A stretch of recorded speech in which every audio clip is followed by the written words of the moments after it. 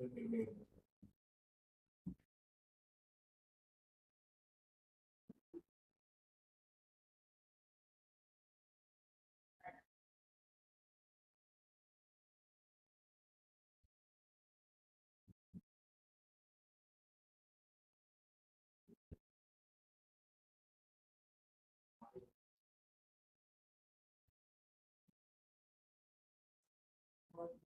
and Brandon does.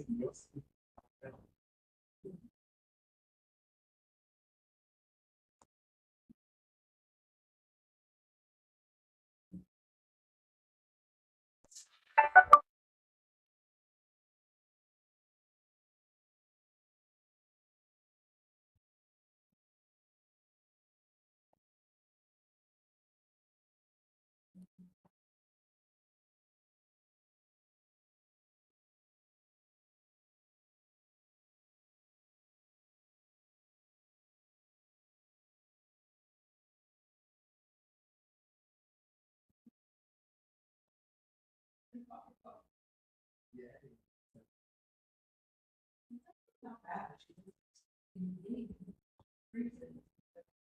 She's like a new there. Even though I know what it is, but she misses ball, she looks at me, but like, they all miss the ball. So like, this is not common. And I said, you need confidence to go after the ball, because you know how to use it. And if you're like, to for that, I said, you don't, you always have to get it over it for that. You're short. If you're below this, you pop it up. If someone else can make it. So you don't have to, but her thing is short of server. She's too little. But I said, just the beginning, water night. And with the beginning, release your chair.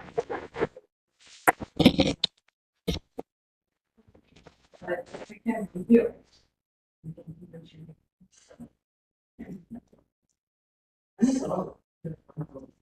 Guys. He's like, he's actually pretty good. It's not like, he's like, not fatigued. This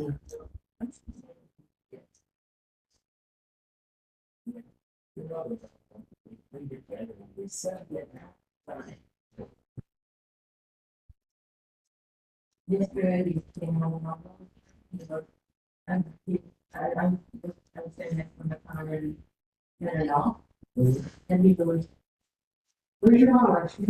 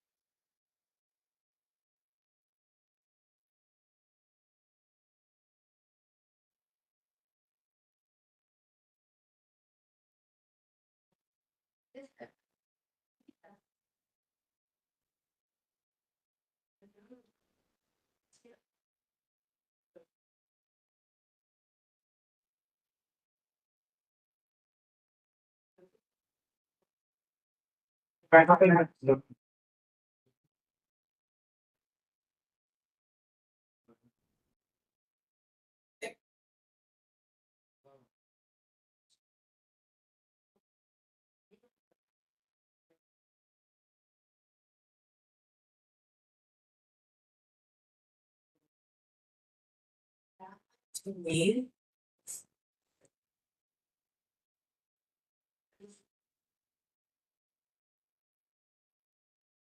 small school, We have the same things. so.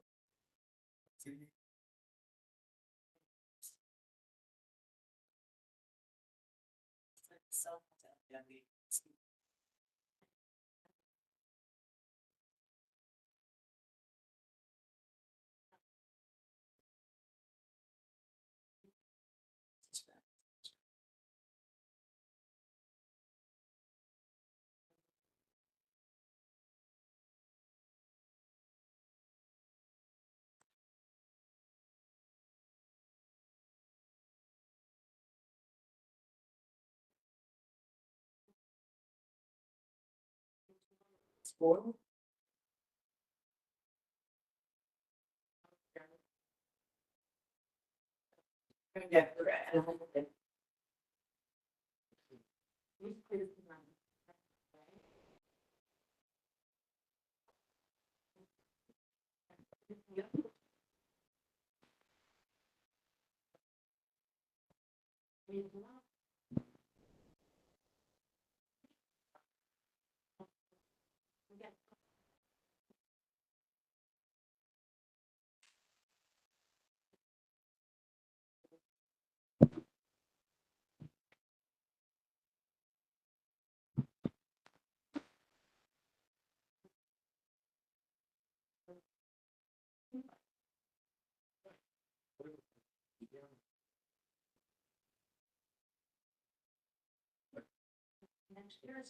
This year and next year, good year for him.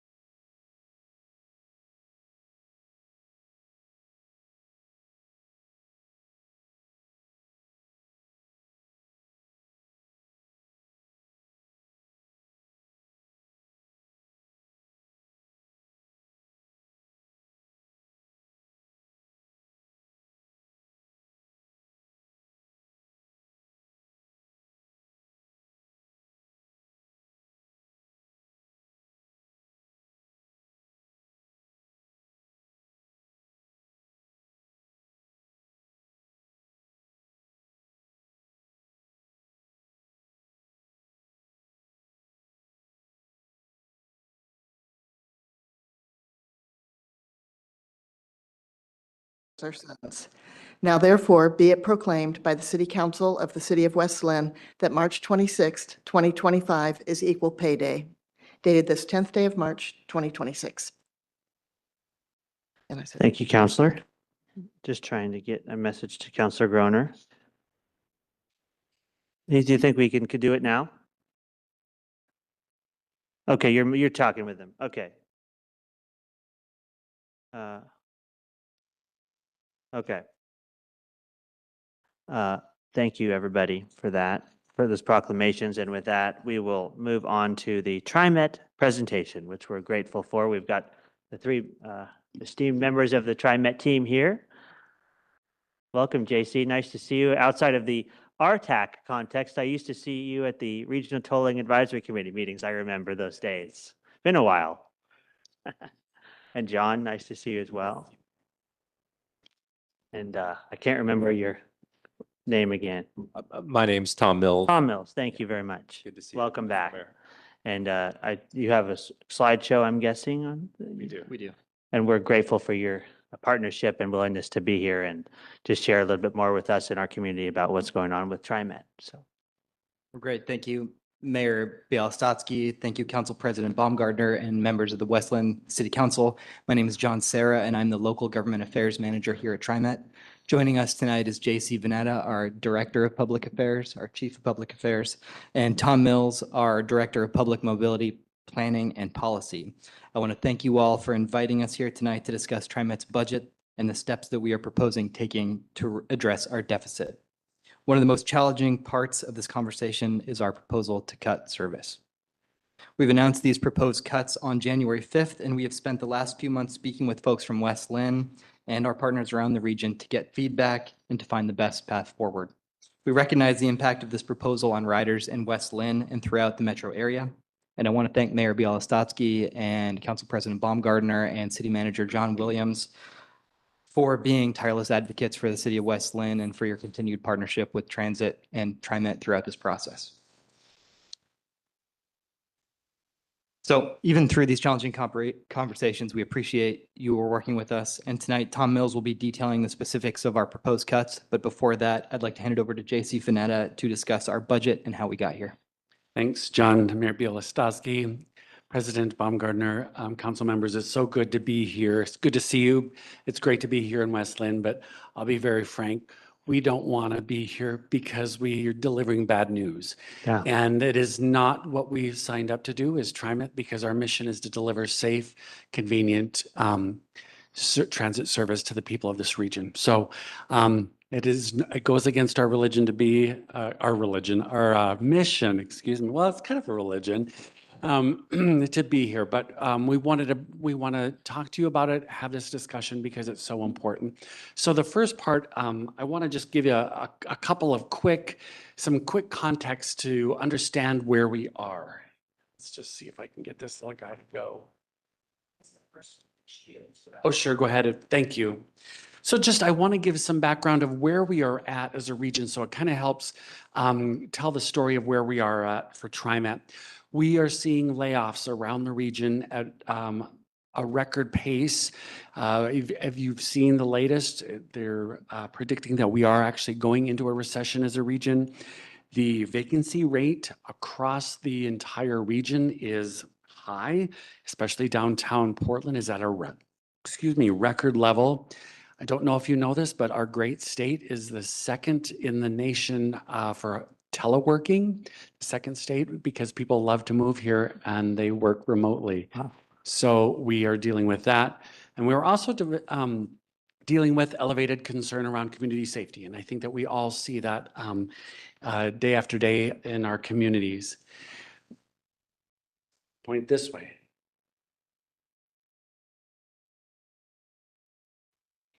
Thank you. Sorry.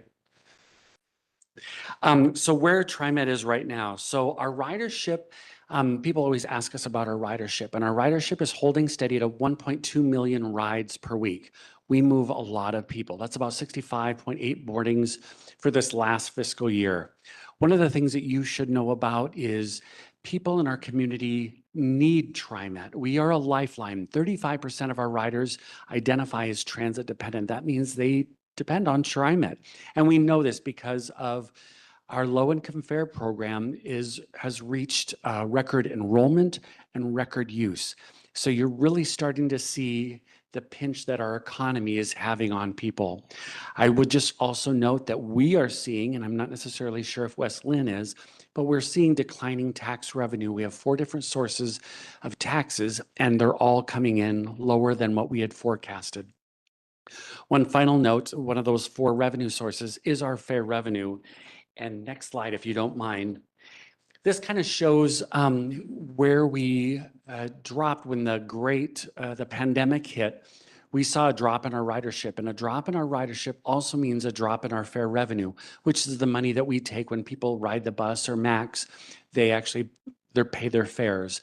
We've also seen our inflation costs grow by 56% from 2019 to 2025. We've also made some investments in safety and security, cleaning, and I would just note the first 2, we really pay attention to what our customers are saying. And with, going through the pandemic, seeing what's happening in our communities, we actually made record investments in both safety and security, more contracted security on board, or on our stations and stops, and cleaning. We also, and Tom did a great job, him and his team, as we were coming out of the pandemic, we actually had a huge conversation with the community because we knew that people moved around in our region and we wanted to serve them better, understanding how the pandemic has changed lives. And so we have also made some investments in reconfiguring our network. As you can also imagine, we're dealing with a $700 million backlog in maintenance. Some of our oldest lines are over 40 years old, and we have 2 bus garages that are beyond their useful life. So we're dealing with that as well. Next slide. We relate to that. We're building a new operations center for our public works, and the fleet building where the vehicles go in is probably 80 years old. Yeah. Oh, yeah. See, yes. We're all going through that. Yes. Yes, you do. So we identified, last July, we came out being very upfront and transparent with our issue. We are at a $300 million budget deficit, and we are dealing with it head on in 3 different ways. We're looking at cutting at least a minimum of $93 million through administrative cuts. This is discretionary spending. We've already done 1 round of layoffs. There will be another round of layoffs this year. We're looking to raise revenue. You probably have seen what's happening with the transportation package. We are part of that. And we were hoping to raise a minimum of $48 million from that. So we are watching that closely, maybe saying a few prayers here and there too. And we're also looking at cutting service, around $159 million. Tom will get into that, but it's around 10%. I would just note that if no new revenue is raised, we will need to make some deeper cuts. And or if we don't, if we don't also meet our goals for cutting administratively. Next slide, please. We have already taken one of the things that when we were down in Salem, when we were talking to asking for more additional revenue state funding, one of the things that we heard from state lawmakers was get your house in order before you come asking for money. And we have been doing that, absolutely. We've reduced our discretionary spending by over 150 million. We're looking for various efficiencies. We've again reduced our discretionary spending, canceled future planned bus service increases. And we've also, we've eliminated positions with some layoffs. Again, more internal cuts and more layoffs are ahead. Next slide, please. So some of our external actions, a lot of people ask us, are people paying the right amount for their fares? We think so. We increased the fares January 1 of 2024, so we are asking people to pay more. We will be doing that again this fall. We'll go out to the public for outreach around another fare increase that we look to put into place in 2028 if our board of directors approve. We've also been working with lawmakers, but in our budget assumptions, we don't assume that we are getting this stiff increase that's part of the transportation package for now. We have already done 2 rounds of service cuts, November 30th and March 1st, which were smaller. These were lines where ridership was low. We have a larger cut that's coming this August, which Tom will talk about, and we are anticipating yet another round that will come into play next year. Next slide, please. So we did a lot of work. We have done a lot of community engagement around what people are thinking, feeling about how we go about cutting service. And so last fall, in an extensive amount of outreach, we asked people to rank 9 different types of service cuts. Do we end the service early? Do we reduce frequency? A number of different things that we took them, and Tom will hit on all of that. Again, we did a lot of outreach to get this data. Next slide. I think there's one more slide. And so with that feedback, it informed how we went out. We took the proposal out, but we did 13 events. We got over 4,800 respondents. We had a really good showing from people to give us a great basis from which to form a proposal that we came out in January. We then did another round of outreach that will be informing our next round, our proposal that will be coming out tomorrow. Next slide, please. And so with that, I'll turn it over to Tom. Well, thank you, JC, and thank you, Mr. Mayor and City Council for having us today. Again, my name is Tom Mills. I'm the Director of Mobility Planning and Policy at TriMet. Basically, that means my team is in charge of deciding, or at least recommending, how often buses run, where they run, how late at night, early in the morning. And unfortunately, in cases like this, it is my team that makes the recommendations for reducing service. And before we do any changes in service, we really try to look to our service planning guidelines to help us develop those proposals, even when we're growing. And so I'll just run through these real quickly. I won't read through all of it. But first off, being equity, trying to serve communities of low income, communities of color, communities with high disability. Obviously, demand is another one. We want to put the service where people want to go, the origins and destinations. Productivity is a really important one. Productivity is really looking at how many rides are we getting for our investment, right? Is this a high efficiency, highly cost efficient line, or is it a low cost efficiency line? And that way we can maximize our investment as much as possible. Connections, obviously, schools, colleges, et cetera. And then growth. And that's always kind of a tricky one because we can't, we don't guide where growth happens. And sometimes growth happens without us even realizing it. And we find out, hey, there's this new facility out on the very edge of the region. Can you put a bus out here? And it's like, oh, we weren't expecting that. So that's when we tend to be chasing growth sometimes. We really want to get ahead of it as much as possible. We'll go to the next slide, please. So JC mentioned in the fall, we went out to the community and we said, look, we are going to have to cut service. We would like to hear from you on the best approach to do that. And on your left, there are 9 different approaches towards that.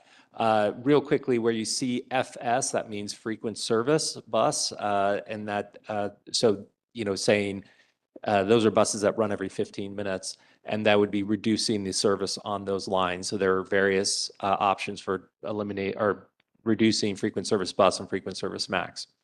But we took all of those approaches and we kind of ran them through this matrix. So in this matrix, green is good, red is bad, yellow is in between.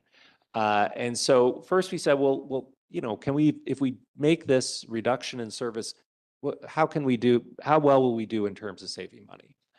And then we said, okay, well, there's a number of these, we save a lot of money. Okay, but what does that do in terms of rides? How many people are riding those lines? And we said, okay, some of these, there's a lot of people riding these lines. We should really be concerned about the impact to people.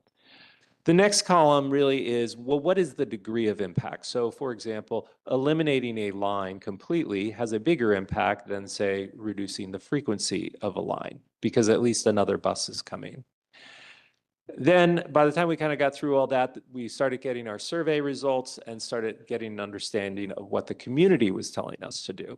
And here you can see some of the ideas that we were hearing from the community that JC mentioned, particularly around network changes, also the proposal to have Max Green Line only operate between Clackamas Town Center and Gateway Transit Center. And then lastly, we weren't able to do this for all of them, but we did something called a job access analysis, where we basically said, if we make this change, what is the change in the number of jobs that somebody can reach within 45 minutes? And that included the wait time. So for example, you'll see on some of those frequent service ones, that has a big impact because if the bus is coming less frequently, their wait time is even longer. And so therefore they can't travel as far within 45 minutes. We'll go to the next slide, please. So based on all of that, we developed a proposal that, using this matrix is kind of shown here. So the first line there are those small reductions that JC had mentioned that we did in November and just a couple weeks ago here in March. Followed by having the Green Line Max only operate between Gateway Transit Center and Clackamas Town Center. Next are the network changes, where where we were looking for lines that were operating relatively close to each other. Can we serve this area with one line instead of two lines, or two lines instead of three lines? And trying to get some efficiencies. Next were lines that were low ridership, and we really looked towards the lines that really had the lowest ridership on the network, followed by a couple lines that only they run trips to high schools, and for those trips, they're pretty full. The rest of the day, they're pretty empty. So we would cut the midday service and just maintain the high school trips. And then lastly, two lines that run, it's called a short line. It's where rather than running to the entire line on every trip, maybe every other trip goes to the entire line and every other trip turns around early and goes back. When we put all that together, our total savings was projected at about 6.5 percentage points of our 10%. But of course, we knew that we were going to hear from the public. We're probably going to have to give a little bit back. We never really know our exact savings until our scheduling team writes the schedules, and that takes a long time. So it's probably going to be closer to a 5 percentage point, somewhere between 5 and 5.5% reduction in this. Either way, it doesn't get us to our 10%, which is that second round that JC was talking about, that we'll be talking to the public next fall about. We'll go to the next slide, please. So I want to talk a little bit about the two lines that we're making proposals for changes here in West Lynn, one of which is line 153. And this falls in those low ridership lines that really are so low, it's hard for us to ignore them. So in 2019, prior to the pandemic, we had a service standard for low ridership lines of 15 boardings per vehicle, or rides per vehicle hour. A vehicle hour is every hour the bus is outside the bus yard. Essentially, it's every hour we're paying for the operator. However, come the pandemic came, people didn't work in downtown as much, ridership dropped. We said to ourselves, look, we need to rewrite these standards to our new reality. And so we dropped that to 8 rides per vehicle hour. And I should say, using today's dollars, that comes to $19, almost $20 per ride. That was our standard. For this effort, we dropped it even further to 6 rides per hour, or $26 a ride. And we said, anything that's going to be greater than $26 a ride, we really should rethink about whether we're doing the right thing here. And when we did that, we came across 3 lines. Line 82 in Gresham, which is only getting 5 rides for every hour that bus is out of the yard. Line 97, which is getting only 3 rides per hour, and that's almost $50 a ride. And then lastly, line 153 here in West Lynn. 2 rides. Which is getting 2 rides, costing us $76 a ride. Now, as an example, I'm showing line 76, which also serves, a portion of it serves here in West Lynn. That's kind of more the kind of middle of the road line, that on that entire line gets 17 and a half rides and costs us $9.23 per ride using today's dollars.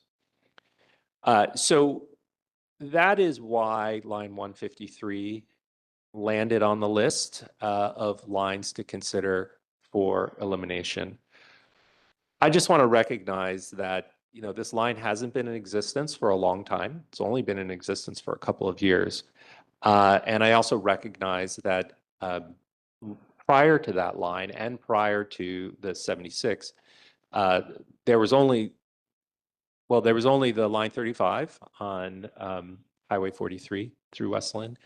And we had various versions of lines going to the Willamette neighborhood via Willamette Falls Drive.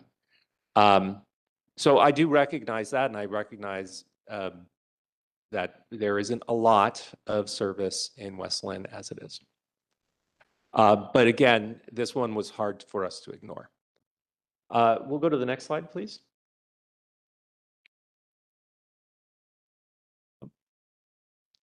So I want to talk a little bit about line 76 here. So I mentioned line 153 a couple years ago was created. At that same time, we extended line 76 from Meridian Park Hospital to the Willamette neighborhood and then on to Oregon City.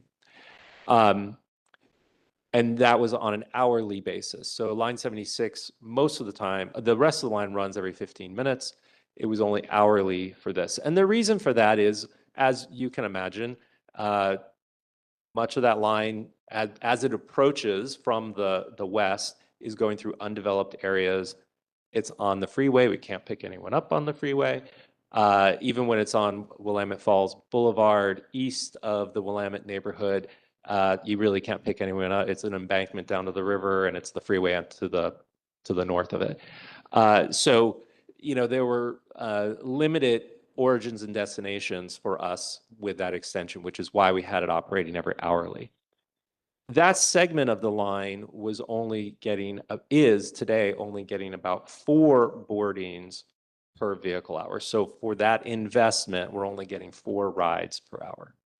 And so that is also why that was put on the list as for a reduction in service or elimination. However, there is some good news here. If we can go to the next slide. So you may have heard of SMART's new service that they're going to be launching this spring. It's going to go from Wilsonville. It's going to come here to West Lynn to 10th. It's going to come off I-205 to 10th Avenue, turn around at the Circle, and then go to Oregon City, and then go on to Clackamas Town Center. What you may not be aware of is TriMet is actually funding this service. So as part of the statewide transportation improvement fund, TriMet, or one of the things that we are encouraged to do is to break down barriers between different transit districts. And the way we have done that is by giving SMART in Wilsonville money to cross boundaries. So, for example, already we are subsidizing a line of theirs called Line 2X that goes from Wilsonville to Tualatin, to the Tualatin Park and Ride. This is another line that it hasn't launched yet, but this is another line that they will be launching that we are actually giving them our payroll tax funds for them to operate that line. And that line, they are still working on, how much of Tualatin it might serve, but it certainly will go to West Lynn, and it will, rather than taking Willamette Falls Drive into Oregon City, it's going to get back onto, my understanding is it's going to get back onto I-205. It's going to go to the Oregon City Shopping Center, and then from there, it's going to go to Clackamas Town Center. So to a large degree, the Line 76 is actually going to be replaced by this service of which we are funding. We'll go to the next slide. Anytime we make big changes, we have to do an analysis. The federal government requires us to do an analysis to ensure that we are not burdening low-income populations or minority communities. And this proposal keeps us in compliance. We are not burdening those communities. Conversely, we also need to make sure that this proposal doesn't disproportionately benefit high-income people or disproportionately benefit non-minority communities. And again, we are in compliance with this proposal. And one more slide. One of the big questions I'm sure you have also is, well, what is the impact to the lift boundary? So I don't know how much you know about Lyft, but the way Lyft works is we are required to provide complimentary paratransit service within 3/4 of a mile of any fixed route bus line or max line that we have. And so once you kind of figure that out, you can draw a boundary. So when you look at this slide, you can see the black line, the pink line is the TriMet service district, the black line is the TriMet boundary, or excuse me, the Lyft boundary.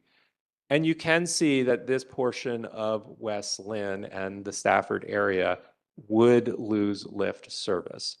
Now, there is other service that Clackamas County provides. The Transportation Reaching People program is a service for older adults and people with disabilities. I don't recall if your senior center has a shuttle or not through Clackamas County, but that may be one as well. We just looking at the Lyft trips that we've provided in this area, there are 11 client home addresses. And in 2024, we did 162 trips for them. And next slide. And so I'll pass it back Yeah, and to I'll JT. pick it up from here. So the full-on proposal we actually took out to the community. You heard how it's data-driven. All of the numbers came to that proposal.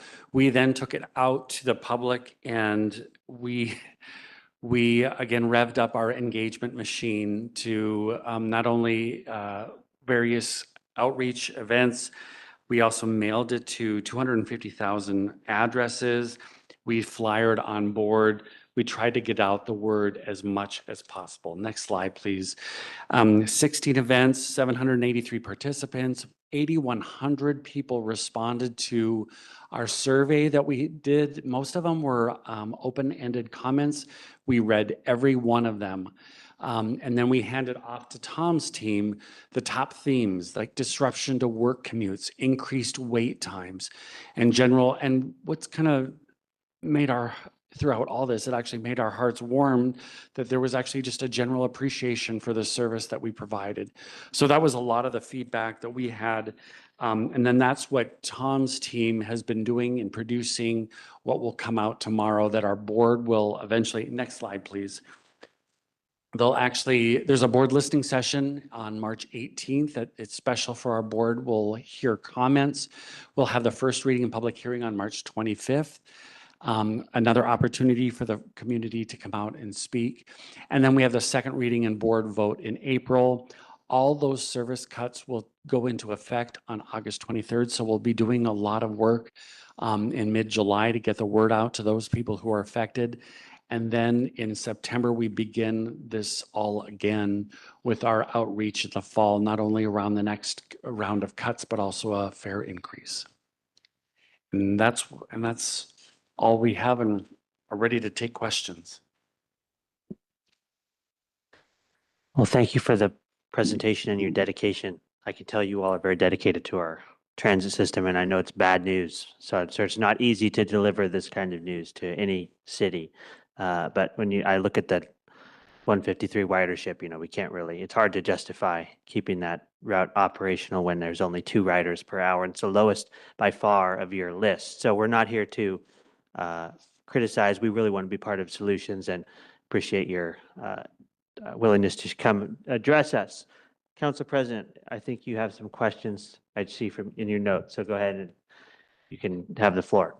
Thank you, Mayor. And yes, I echo all of everything that the mayor just said by way of thanking you for not only the service and your passion around it, but also to come here and especially John having allowed me to come and bend his ear. And I really do appreciate all of this information. Just briefly for context for my own experience, my grandmother, who lived in Lake Oswego, never learned how to drive. She had her first job after she graduated from Beaverton High School in 1915 was downtown Portland, and she rode transit. It was at that time an electric train.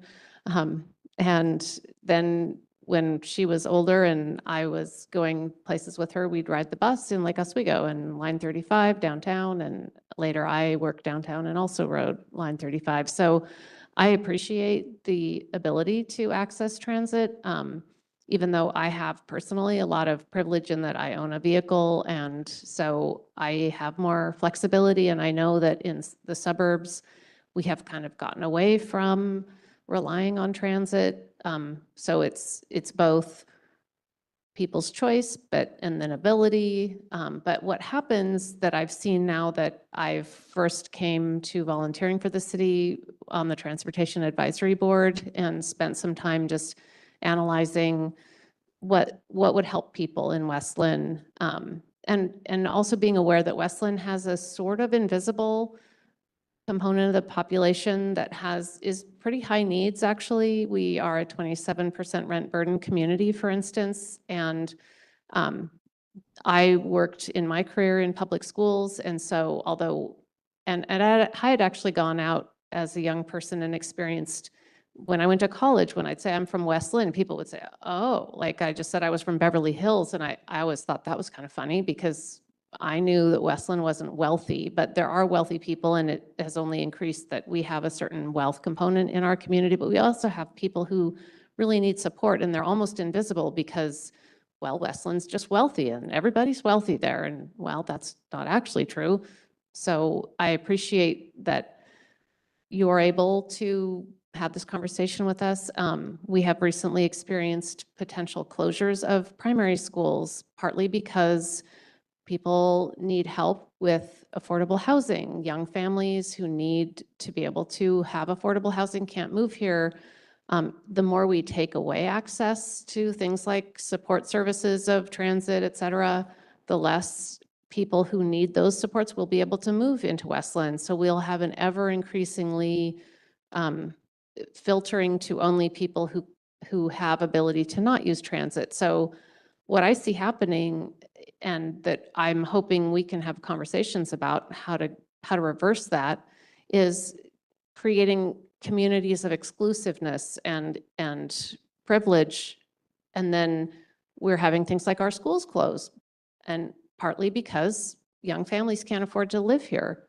So how do I'd like us as a city and council, working with people who are providing these services to help people who maybe can't afford to own a car or choose not to, which is also a choice and is an important factor. How we can do our development. We're talking about our Highway 43 corridor and how we can maybe change and put some more dense housing. I'd like to have conversations with the public because there's a lot of things that we want to do that people say, oh no, we don't want that in our area because we don't know what'll happen. It'll be different. So how do we work together to educate the public about the importance of having the ability to have transit and have people have access to it? We need to have ridership. So we can't have transit if we don't have ridership, is what I'm hearing. So those are just some of the things that I've reflected on, and I really do appreciate you coming here. I did have a question. Oh, I also wanted to mention, and thank you very much, for a family member of mine who was as he was aging, was unable to drive, and he used TriMet Lyft all the time to get to the VA. He was a veteran. He was having a lot of medical issues, and I know that without services like the TriMet Lyft to help him, he would not have lived as long. So it really does save and change lives to have transit. So I just want us to work together, and so I appreciate you taking the time to be here and to hear my little soapbox talk. President Baumgartner, thank you so much for writing. We appreciate it. And I also want to say, it sounds like you're at a perfect inflection point for the city. I heard about your visioning work that you are doing as a city. So it's the perfect time to take all of this up. And however, I'm volunteering Tom's time, but however we can work with you, say the word and we're there for you. Wonderful. I think that's a great partnership because as I think you mentioned, you don't want to find out later that Right. some some planning and development happened without coordination. So Absolutely. I'm looking forward to doing that. And one of the things too, as I've seen, you probably have seen this too, and you made mention of it a little bit, but even like the housing that's being built are on the fringes of cities, on the fringes of our service district, on the fringes of our urban growth boundary, and where we have not served before. And so it's trying to get our arms around that, how we can influence where housing is developed also helps.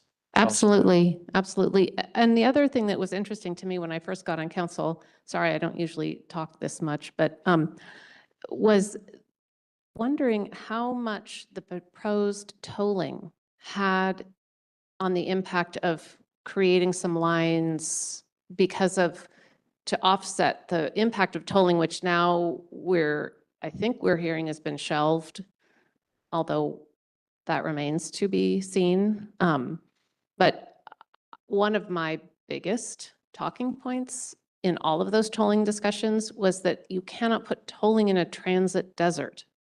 That is just counterintuitive.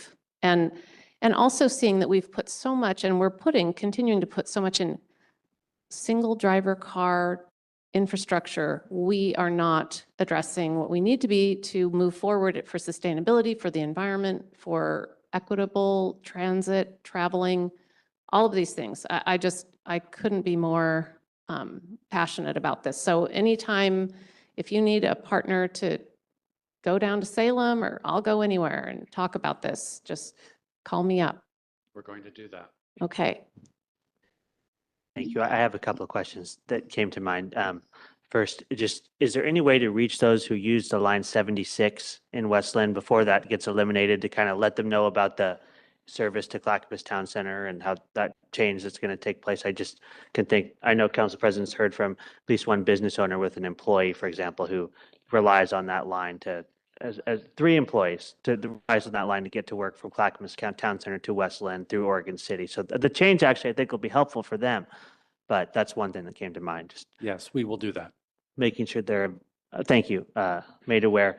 The other thing is just, the hardest thing for me about this is the lift service loss. I mean, I know the 2024 numbers were 11 clients. My grandparents use the lift. I can imagine those are like our most vulnerable community members. And some of those might be from Lake Oswego as well, because it's the whole 153 boundary. But is there, what are some potential solutions or anything we can kind of reach out to those people and connect them with the county, or try to get some backfill service for that? I liked your idea about talking to Clackamas County, but we haven't had any of those conversations yet. Yeah, so I do know that I was going to say Ride Connection, not Ride Connection. Clackamas County does have services in this area. Now, obviously, we don't want to overburden their services either.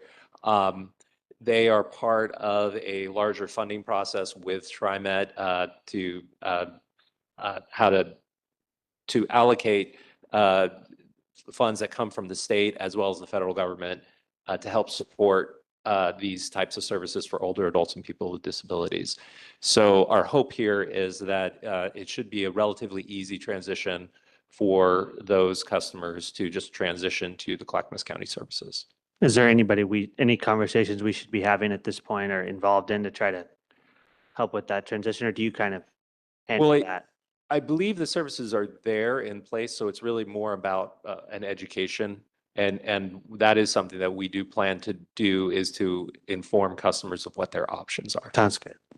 And we'll happy to, maybe we could get a little more information about that program. And Sure. I know our city manager's absent tonight, but we'll connect on that, because that's really the biggest concern for me going through this process. Councilor Bragg, please. I think a lot of what we see, especially in the suburbs, is that people don't grow up riding transit. I've got 3 sons. My oldest used to take 35 to downtown when he was 13. We had exchange students that had programs at Portland State, and he was the teen mentor. So he was riding with a bunch of students from Taiwan that were 15 to 18 years old, and they got this 13-year-old that's guiding them on transit to get downtown. He's currently a student at Portland State, and he lives in Tualatin, and he rides TriMet to go to school, cheaper than paying for a parking pass. But I know a lot of other families that their kids would never consider getting on transit. So I'm thinking that elementary schools should have field trips where they have to take transit somewhere. And that gets people saying, oh, I can get from here to there on this vehicle that I don't have to drive, I don't have to park. And then as they grow up, they might say, that's really easier. And I think we just don't build that in. Mom and dad will take me where I need to go. Yeah. Agreed. Thank you, Counselor. Counselor Bonington? Thank you for coming here tonight and explaining this to us. I seem to remember 20 plus years ago, there was a similar service to Line 153 that was up here. I recall it being much smaller buses, but it also appeared. And then as the economy took a downturn around 2008, I believe that is when it went away.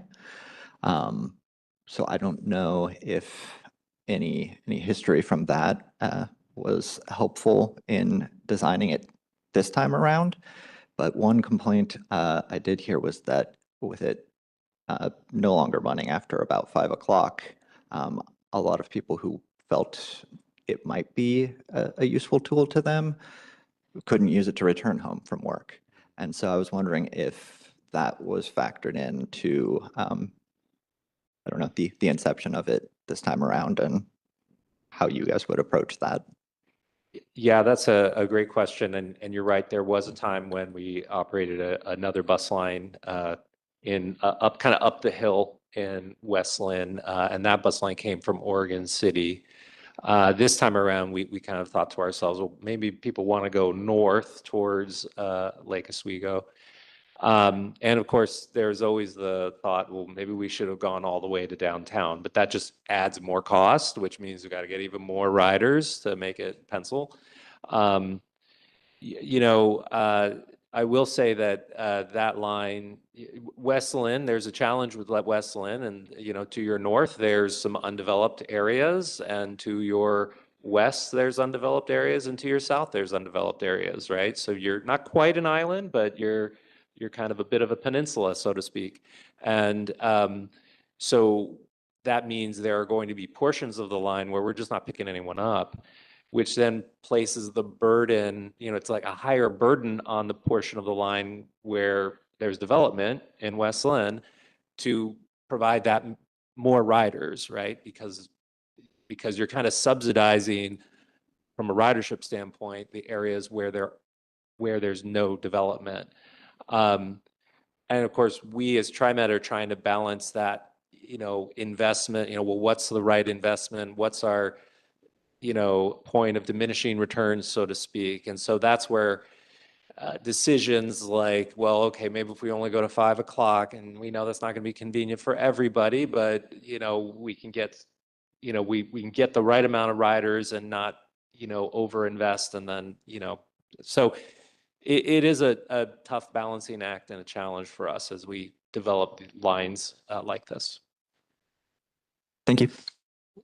Well, looks like Counselor Groner, do you have a question or comment? Yes, can I be heard? We can hear you now. Great. Great. Go ahead. Okay. Yeah, I too grew up in Pittsburgh, Pennsylvania, and I remember as a 12-year-old riding streetcars and taking 2 transfers to get from one end of the city to the other. Pittsburgh is a city comparable to Portland in size, and it was like a 1-hour transit trip. I did that once a week for a couple of years. One of the things I'm thinking about is basically, maybe this is kind of out of the box type thinking, But rather than TriMet trying to manage and own and administer all the transit system, is it possible to contract with organizations like Uber or LYFT to provide services in certain neighborhoods for certain people? It seems to me that they're already operating in these areas and can provide transportations and already have an infrastructure. That's one of my thoughts. A second thought is we're beginning to see driverless cars. I can imagine driverless vans will, if they're not, don't exist today, could exist in the near future.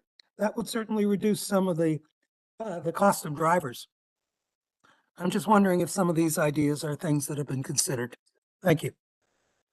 Thank you, Counselor. I've actually seen something similar, I think out in Washington County, maybe there's a shuttle where kind of people can call it in certain areas, and I Yes. don't know if that might be the closest thing to what he's talking about. So I can talk about a couple of those things. So certainly, we're familiar with the idea of contracting out service. There are other transit districts around the country that completely 100% contract out for their service. And in some cases, they contract with Uber and Lyft to do that. And in Washington County, they have a pilot project that's being funded with a state grant to do an on-demand service kind of out on the edge in the mountain, what is it? I'm forgetting the name of it, but out near Shoals Ferry Road. Cool. And Tile Flat Road in that area. We are not able to do that. So we are, our workforce is a unionized workforce, and our working wage agreement says that every line of the district must be operated by an ATU, Amalgamated Transit Union member. And so that doesn't mean it's impossible to not have that clause, but that is something that's a pretty big hurdle that we would have to get over to make that happen. And I would also say that, you know, there is value in having people drive the buses. You know, they provide a certain level of safety for our customers. Additionally, you know, we are providing working wage jobs for this region, and I think that's something we should all be proud of. And I think we'd want to continue doing that. Well, we are just about at time, so one final comment, Council President. Thank you, Mayor. So I just had a couple of questions also while I was taking notes here. One of them is kind of back to what I was saying about where we're putting our money, where we're funding. And I don't mean we, the city of Westland, I mean we, the state, or I mean even beyond. So what could we be doing better is a question I'd like to not maybe have you answer, obviously, right now, but maybe how we could partner together. Again, I just feel like we're missing an opportunity when we don't take a hard look at this time. So why is this happening right now? Why is this happening with TriMet? And so, and do you have, is this happening in other states? And do you all talk to each other? Who's doing it right? Has anyone found the answer to this? I mean, I think we're smart people and we care a lot. So I feel like we should be talking more to each other and trying to figure out how to make this work, because we have a city, we need people to be moved. We don't have extra funds to give to TriMet necessarily. But if we did, I would say that would be a priority of mine, to help people. So, but maybe we need the state to prioritize it more. But these are just kind of, really, I'm just kind of thinking out loud. But thank you again for coming to talk about this. Very important. And your work is very important. Thank you, Council President. I would say that we will be looking to create opportunities like that, and we'll be looking to partner with you and the city as we approach those. We would love your partnership, and we will be continuing that conversation with you. And to answer your question very briefly, yes, we are aware of other, this is something that's not just TriMet. This is these are transit agencies across the nation going through these challenges. So it is not just TriMet. We are looking to our partner agencies and learning from them. This is something we're actively doing. Other folks that are doing it right and trying to resolve this problem, I would say their states have very different sources of tax revenue that we don't have available to us. I think that's a pretty common theme for other locations that are resolving this issue. So we will be looking to ways that we can also work to do that. And President Baumgartner, I would say to you, your advocacy matters. And I think this, our continued partnership, which we are very, very grateful for our collaboration, but just your advocacy with those who work in Salem, those who work in our region. Again, going back to your visioning process, they're doing a visioning process at the regional level. We know that with Metro. At the state level, how can you make your voice heard? Because I think because there's so many fires right now, with homelessness, affordability, all of these different things, that sometimes transit starts to fall down on the list of importance and people forget the importance of transit. So I think in any conversation that you have, any advocacy that you can lend to why transit is important for your community, it would be means so much to us and also help us in our effort to bring more transit service to you all. Because I would say this, we've taken this roadshow to a number of city councils delivering bad news. And what's kind of funny, well, not funny, it's indicative of the communities. They want actually more service. They're like, have you thought about a line here? Have you thought about this? Trust me, Tom has. He just needs the money to do it. And so we're hearing just the opposite, that people want more. And so however you can help us deliver that, we're right there with you. Thank you. Thank you. That fits well with how I was going to close by asking how we can help, but I think you've all covered it. So we just stand ready to partner where we can. And thank you for taking the time to come out and brief us and just share it. So we're all on the same page on the information, and we'll keep in touch. Sounds good. Thank Thank you. you so much. Thank you, Mayor. Thank you, Council. Means a lot that you came out. So with that, anybody need a break? Or are we ready to continue on? Okay, we now go to the consent agenda. Would anybody like to make a motion to approve the consent agenda? Yes, thank you, Mayor. I move to approve the consent agenda for the March 10th, 2026 Westland City Council meeting, which includes the February 10th, 2026 meeting minutes, the investment policy update adoption, the temporary easement for Abernethy Bridge construction, and the grant agreement between West Lynn and Oregon Water Resources Department for I-205 Abernethy Bridge waterline replacement project. Second. It's been moved and seconded to approve the consent agenda for the March 10, 2026 Westland City Council meeting, which includes the February 10, 2026 meeting minutes, the investment policy update adoption, temporary easement for Abernethy Bridge construction, and the grant agreement between Westland and Oregon Water Resources Department for the I-205 Abernethy Bridge waterline replacement project. Please call the roll. Thank you. Counselor Groner, Yes. Counselor Bonington, Yes. Counselor Reich, Yes. Council President Baumgartner, Yes. Mayor Bielostowski. Yes. So the consent agenda passes unanimously, and several items are hereby approved. And thanks to all our staff for your hard work on several of those matters, in particular the Abernethy Bridge waterline agreement, which is a great step forward in securing the $5 million that we got several years ago down in Salem. So looking forward to seeing that come to fruition for the waterline. With that, we can move on into the business meeting. And the first item is ordinance 1771, opting into the limitation of liability for trails and structures in public easement or unimproved rights of way. Limiting liability, always a good thing. City Attorney, you may take it away if you have anything to say about this item. Well, thank you. I want to give credit where credit is due. So thank you to Megan Big John for preparing this memo, and also for Kristen, who works in the legal department, for all the work she did on actually drafting the ordinance and understanding the underlying statute. But in a nutshell, we have a new state law. It's ORS 105.668, and it went into effect January 1st of this year. It provides liability protection from negligence claims for cities with populations of 500,000 people or more for injuries or property damage arising from non-motorized use of, here's the important part, trails or structures located within public easements or unimproved rights of way. So to be clear, we're not talking about recreational immunity for parks or park property. These are the many trails, which I think we all agree our residents use and enjoy quite a bit here in West Lynn, that connect communities, neighborhoods, go behind homes. We have quite a bit of those here in West Lynn.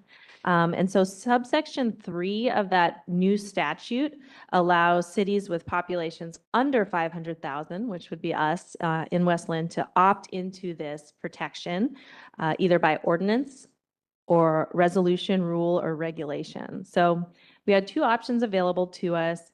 We decided to go forth and propose an ordinance for you to review and consider enacting, mainly for transparency and for honestly ease of locating that protection.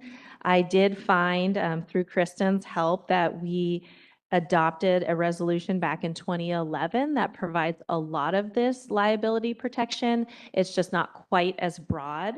It only covers the city, and this particular law has slightly broader definitions. But in that exercise, it took us a while to figure out if we were even covered. So it kind of shed some light on putting it in code might be a really good option for this. So just to quickly review, this proposed ordinance 1771 would provide immunity from personal injury or property damage resulting from the use of a trail or structure in a public easement or unimproved right-of-way by any person on foot, on an equine, which we looked into is horse, ponies, or donkeys, on a bicycle or another non-motorized vehicle or conveyance. And pursuant to the new state law, this extends and protects not only the city, but city officers, employees, and agents, as well as owners of land abutting the public easement or unimproved right-of-way, and also finally, nonprofit corporations and their volunteers that are involved in trail construction or maintenance. Again, we think staff and the legal department thinks this is important. West Lynn allows public use of trails within public easements and unimproved right-of-way for walking, hiking, biking, playing, informal recreation, and an important component of community connectivity. So as I mentioned, to be clear, we do have some protection enacted several years ago, but this would be broader coverage. And as a result, staff recommends that the council enact this ordinance and codify the city's decision to opt into the limitation of liability provided in that new statute, ORS 105.668. Are there any questions? Any questions for council? From the council for legal counsel?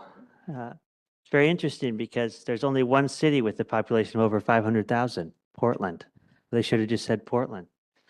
But we're glad to be briefed on this. So we have an ordinance before us, and there's a motion sheet to take action.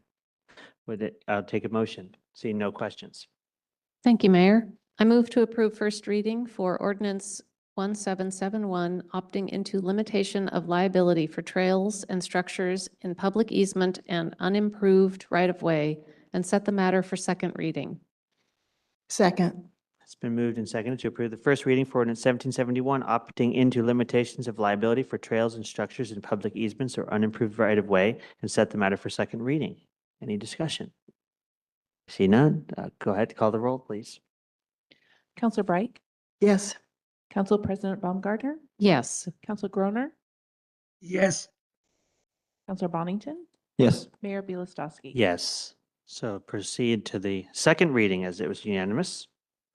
Thank you, Mayor. I move to approve second reading for ordinance 1771, opting into limitation of liability for trails and structures in public easement or unimproved right-of-way, and adopt the ordinance. Second. Been moved and seconded to approve the second reading for ordinance 1771, opting into limitation of liability for trails and structures in public easements or unimproved right-of-ways, and adopt the ordinance. I see no discussion, so you can call the roll again, please. Thank you. Council President Baumgartner? Yes. Council Groner? Yes.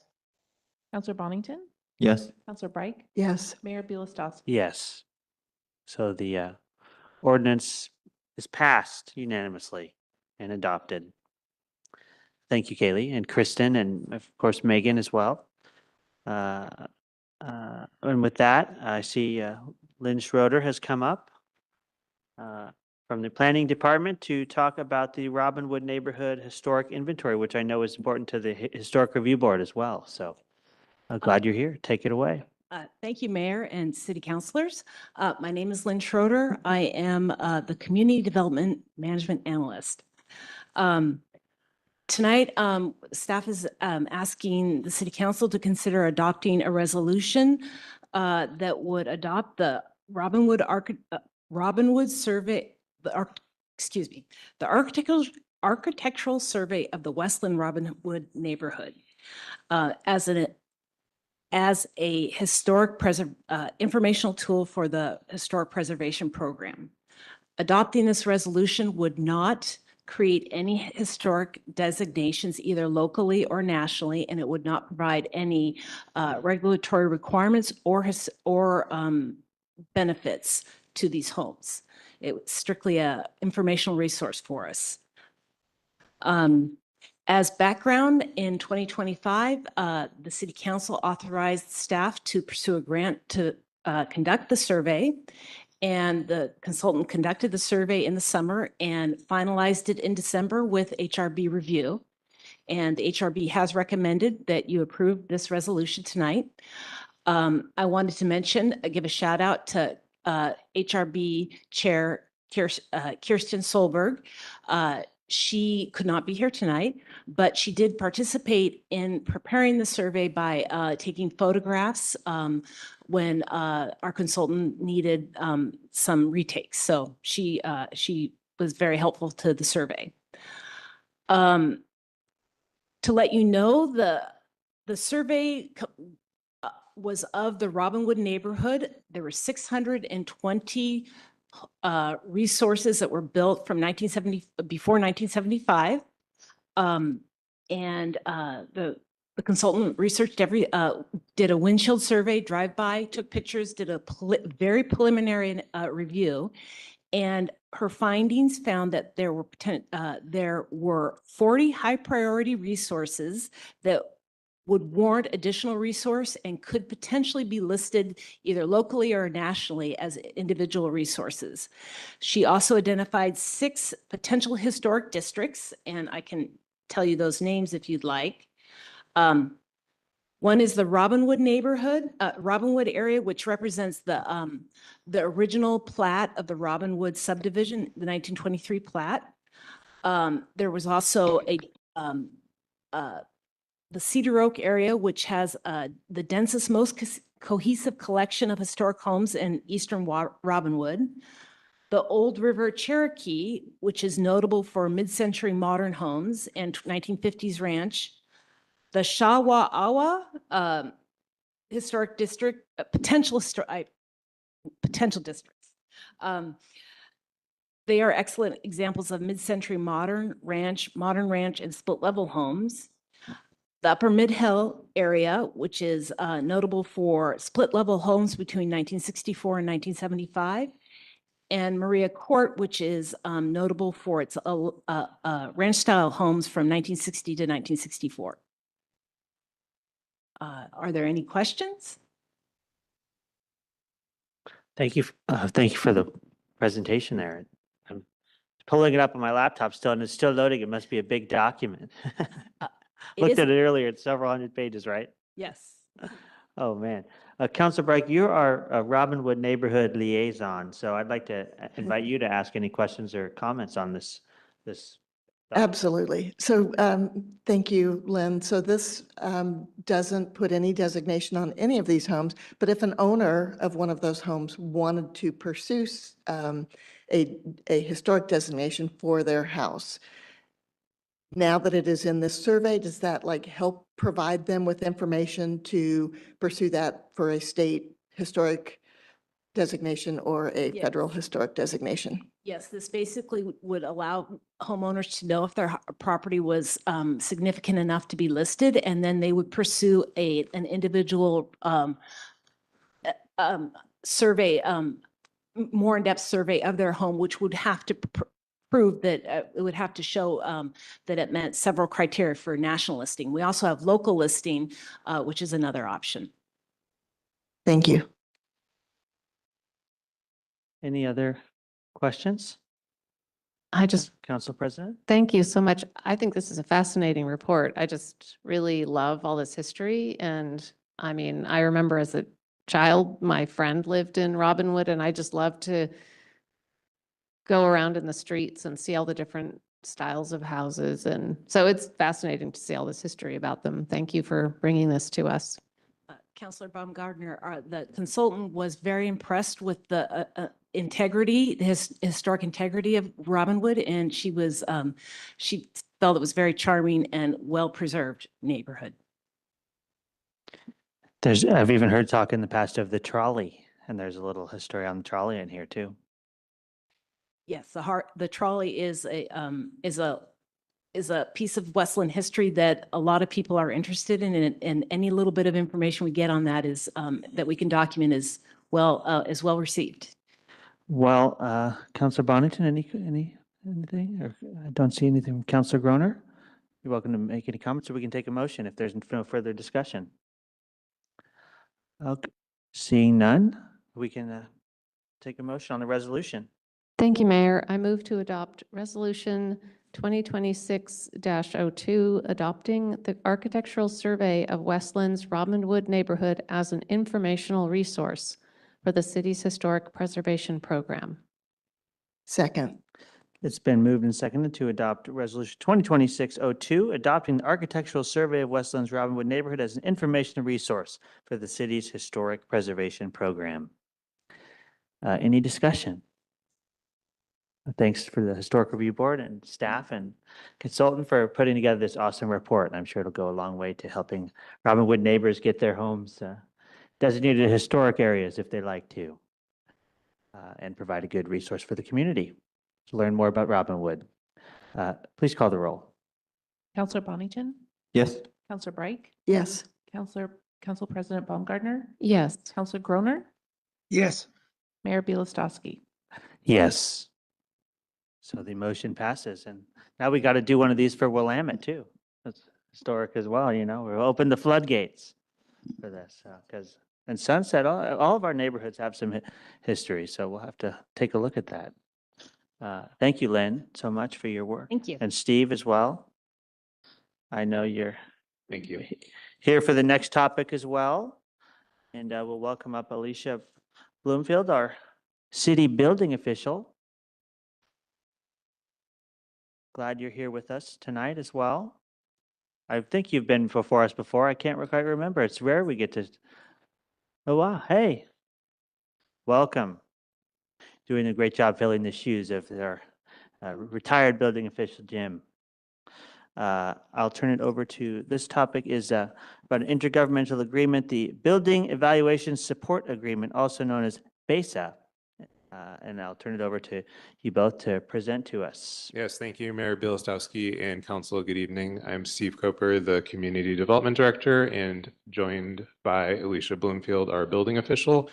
We are here tonight to seek approval of an intergovernmental agreement for the city to enter into the BESA or BESA, which would provide the opportunity for the city to join other cities in the state of Oregon and the state of Oregon itself to have essentially a collaborative agreement to be able to share and receive building permitting, inspection, and building official related services from each other.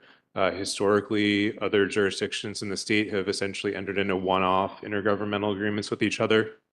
And so seeing that the state saw an opportunity to be able to have essentially one giant omnibus intergovernmental agreement between all jurisdictions who might want to at some point share services with each other. So that's the purpose that we're here for this evening. We also thought, because Alicia had not been here and because, some of the council is a little bit newer, we thought it would be a great opportunity to come and introduce the building department, who they are. We've had some new staff join the department recently, and a little bit about what they do in order to help explain why entering into the BISA is a good idea. So with that, I'm going to turn the presentation of the building department over to the expert of the building department, Alicia. Hello. So as Steve said, we're asking your permission to approve this. The Building Codes Division with the state has presented this to us about 6 to 8 months ago to all jurisdictions in the state of Oregon. And at this point, I believe a very good portion of the state jurisdictions have signed this so that we can trade between jurisdictions and help each other out as needed. And so it appears that it's working out well to do so instead of having to use third-party consultants to help out if you need help with plans, examining, or inspections or whatnot, which we actually ran into in our department this last year. And we were only a 2-person department for half of the year of 2025, which was very troublesome for us. And we did it, but it put a burden on us. And so we knew what it was like. And so this is something that would have been helpful at that time. And so we created this slide for you all, and it's just a quick informational slide for you to see just a little bit about the building department. These are some bios for us, myself and Adam, who we have both been with the building department for a little over 8 years, almost 9 years each. Myself is the building official, and then Adam is the main plans examiner for the city. We both do everything, all of the inspections and plans examining also. And then John is our main inspector out in the field for us. He's out in the field every day. And then Taryn is new to our department for community development. And so she is a shared position that we were lucky to be able to bring on. And so we are sharing her between planning, building, and engineering. And so she's helping us, all 3 of our departments right now. And just to add, she deserves a shout out because she helps put together this lovely presentation. She created this for us, and it's awesome. It's beautiful. Yes. We're lucky to have her. And so just a little bit about what we do, what we are about, the fact that the state governs us by all of our codes. And so everything that we do is run by the state of Oregon. That's how we are inspecting and upholding all of our codes in the building department.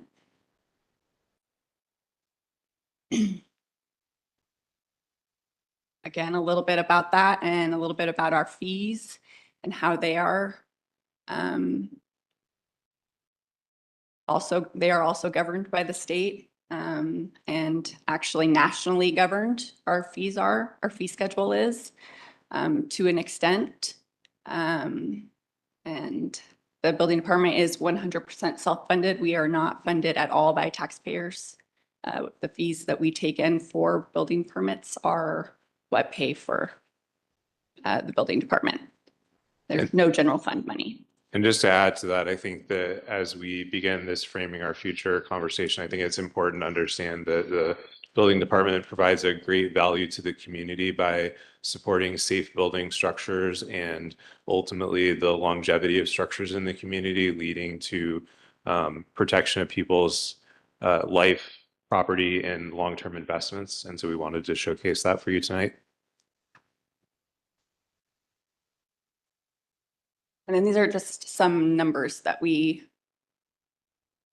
have that we just thought we'd throw up there in the slide from 2025 as far as the permits that were pulled, the inspections that we did, the trips, the inspection trips. 3,713 inspection trips in 1 year. Wow. Yeah. Impressive. being Busy. Alicia's being a little modest in her saying some numbers. When I first saw these numbers, they knocked my socks off. And when you go back and consider that this building department was 2 employees for half of the year, those numbers are even more impactful. Yeah, we were quite busy in 2025. Yes. So, and then we, Taryn, again, went and took some pictures out in the fields and just to show a little bit of some inspections that were done while on site. And like thinking about an average new construction home, how many inspections would like a typical home have? I just was downstairs before this and was just preloading some inspections for a new home. And I believe just the preload of that without any new additional inspections, there were 27. But they typically there's more than just one inspection for each. They'll call in more than one. There's usually 2 of those. So depending on the job and how big the house is. So this is just a slice of life or a day in the life of the building inspector who's going around to various job sites and, often going back and re-inspecting work that was done. And so all of these things, feed into that same ethos of having fee-funded code support for the city. Yeah. So one of these houses could take, for a framing inspection, could be 2 to 4 hours, depending. Wow. Yeah. So that's just a little bit of, just a little information for the building department. Okay. If you have any questions. Any questions? Okay, Councilor Bragg. I was just going to say, it probably makes a difference if you're dealing with a developer versus an owner builder as far as the number of inspections. It does. It's also the size of the project and how much they've spoken with us in the beginning, or if they are asking us the questions after they've already started the project. So all of those things kind of take a different role in that. Yes. Councilor Bonington. Yeah, I've had a unique insight into how homes in West Lynn comply with building code as I've started working with more and more clients in West Lynn, my professional life. I have noticed an alarming trend of many things from a decade or more ago not being permitted at all. And I was rather surprised to notice that. I was wondering kind of what the approach to things like that would be, and if that's a concern, something we should consider trying to do something about, or how do you view that? The code is very specific on how you can handle those types of things. The building code is, and whether you can, we can't inspect something unless there's an active permit on it from the building department. Specifically, that's how the building code is written. And so if there's a code enforcement action, then we can go in and we can say you have to pull permits for work that's been done. But if it's over a decade old, then it wouldn't even have been built to a current code because codes change every 3 years. So then it kind of takes that ball rolling. And so there's a lot of steps that would have to be taken for that. And we take all of those as they come in. Fun. Because sometimes that is happening. People will call to ask us or permits pulled for this house because I'm buying it. And that's a lot of times when those things will actually come to us. And then we try to help people through those processes sometimes. Thank you. And that's when that does come to us. Counselor Groner, I see your hand is up. Go ahead. Yes, a couple of questions come to mind. You mentioned a number of aspects of the inspection. I did not see electrical. So I presume those are somehow done by some other agency and you have to coordinate with them. Is that the case? It is. Clackamas County does all of our electrical permitting and inspections. We do not have an electrical program within the city. Okay, thank you. The other question was, is there any liability that the city might incur for something that you have inspected that may at some time later fail? Through the state building code, it is written that the city we're licensed through the state of Oregon, but we are backed up by the state of Oregon also. And we don't take, as long as we are in good faith, approving in good faith, then we should not have any liability. Like in other words, taking the steps of doing the appropriate inspections and having plans that were prepared by the appropriate people and then reviewed by our people. If we do those appropriate steps, then we limit our liability. Yes. Okay, thank you very much. That solves a couple of puzzles in my mind. Thank you. Good questions. Thank you. At this time, I will ask Council President just to make a motion on the IGA. We'll get that approved, then we can wrap up the presentation. Thank you, Mayor. I move to approve the Building Evaluation Support Agreement, intergovernmental agreement with the state of Oregon and joining parties. Second. It's been moved and seconded to approve the Building Evaluation Support Agreement, intergovernmental agreement with the state of Oregon and joining parties. Any discussion? Council? Okay, for the final time tonight, busy night, go ahead and call the roll. Thank you, Teresa. Council President Baumgartner, Yes. Councilor Groner, Yes. Councilor Bonington, Yes.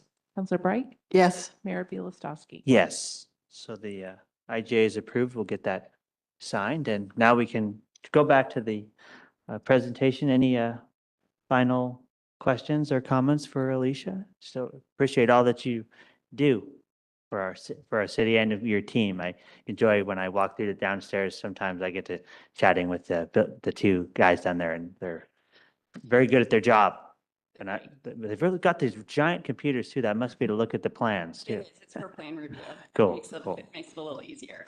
Cool. Well, thank you for all of your hard work, especially when you were understaffed. Yes. That is difficult, and I appreciate your efforts. I think everybody in the city tries very hard, and we all feel that sometimes. Thank you. It's amazing. I mean, just thinking back, last year I was living in a condo at Fawn Court, Deer Point condominiums. They did an incredibly invasive plumbing. They replumbed the entire condominium complex. Every single building. My room was completely torn up. Every condo was like totally decimated. The walls were, and Alicia came out and inspected every single one of them. She actually inspected my place. I mean, that's just one place. Yep. And what an amount of work that was for just one building. But then thinking about all the other projects, whether big or small throughout the community, you really are doing a lot of amazing work. So we appreciate it. Thank you. Sorry, I had to tell that story because I remember seeing you and you went in my place. It's like, oh my God, it's all torn up. Yeah, I didn't like it either.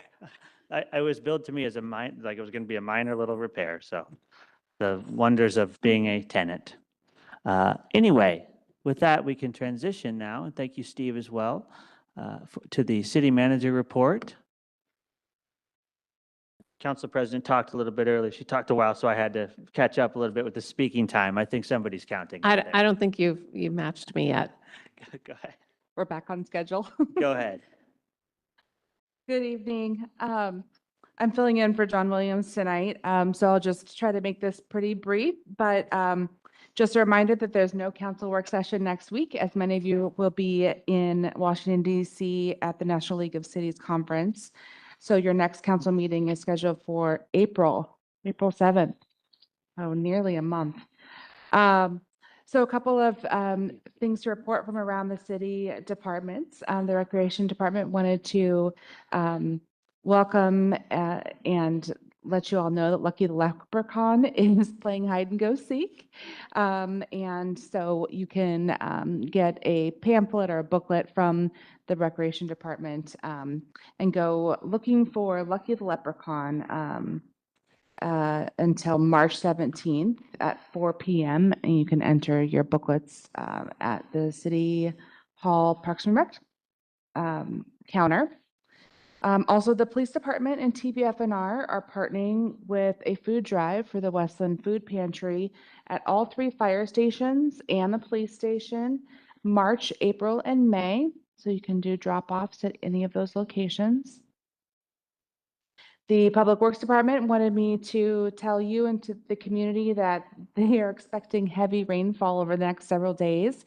So if our community members need sandbags, there are sandbags at the old Bolton Fire Station and the Willamette Park nearby the play structure.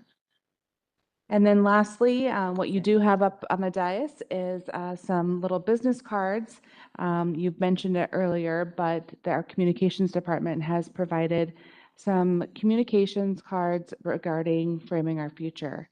The Framing Our Future campaign is a long-term, community-driven effort to understand the service that residents value the most and how we can sustainably fund them in the future. And so just wanted to let you know that that website is live now, and your QR codes on those little business cards will work. We had some up at the front when people walked in as well, and we have many more boxes if you run out, so please just let us know. Thank you Yep, thank you. for that report, and please pass along our regards to Mr. Williams and his mom. Anything else? From the good of the order from City Council, Councilor Groner, you're a dedicated city councilor signing on after a travel day across the country to visit families on Eastern time now, 11 o'clock. I know how that goes from past meetings. Thank you for signing on. Well, thank you. And with that, we were adjourned for the evening. Thanks, everybody. We'll see you in a few weeks.